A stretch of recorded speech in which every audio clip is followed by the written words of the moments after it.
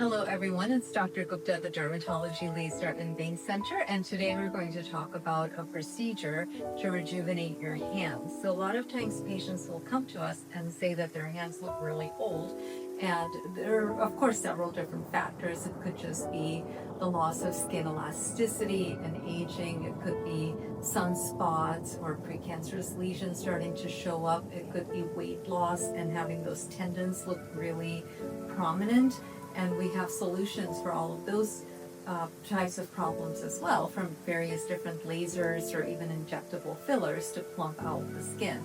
But a lot of times patients just have veins that are really popping out and look enlarged and engorged, just sort of like you would have varicose veins maybe on your legs. And we can actually treat those quite effectively.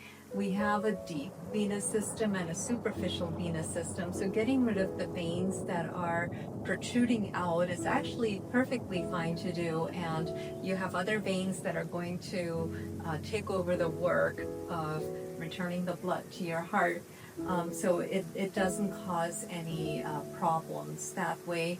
So there are two different ways we can do this. One is with a laser and the other is with injection sclerotherapy. The laser on some of the very large veins is not quite as effective, and it can be a little bit painful as well. So I really prefer just to do the injection sclerotherapy. And usually it takes anywhere from 1 to 3 visits.